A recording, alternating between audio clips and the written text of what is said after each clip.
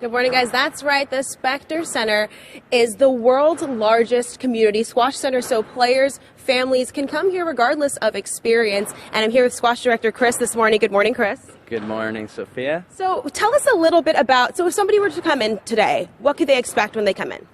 So each day we have a number of junior and adult programs. We have regular learn to play programs. So for people who have never played before, they can come in, learn squash for free from one of our squash coaches. And we have free rental equipment available at the door. So when you check in, you can grab shoes, racket, goggles, and a ball, everything you need to get going and start playing. Very cool. So I know you guys have some national players. Tell us a little bit about some of the more experienced players that you guys have that come here.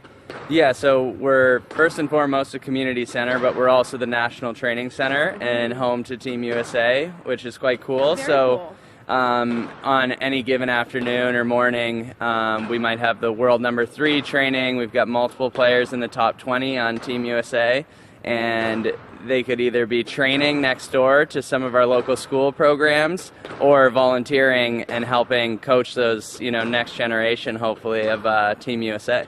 So cool. Okay, now you play squash, obviously. How long have you been playing? Coming on like 30 years. Oh wow, so you're like a pro at this. Yeah. Okay, you see Narelle behind us. She's been playing for quite a long time.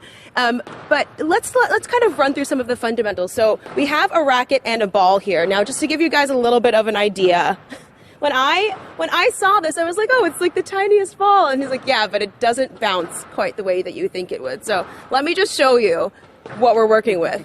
That's the standard ball. But you were saying once it hits the racket, you can start to get a lot more bounce there. Yep, and so it needs to be warmed up, which is a little bit different than a tennis ball or a pickleball or a racquetball. So when you hit it for a couple minutes, it actually gets more bounce. Okay, so you kind of like power it up, right?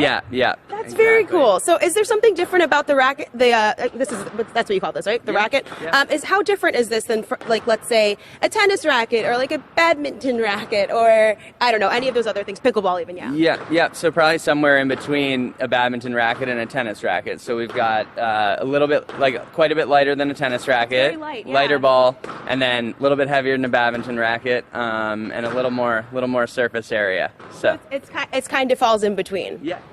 All right, so Narelle, that you see behind us, she's going to give me a lesson coming up. Once I saw that ball drop and it didn't bounce, I got a little bit nervous, but Amanda Kelsey, let's see how I do.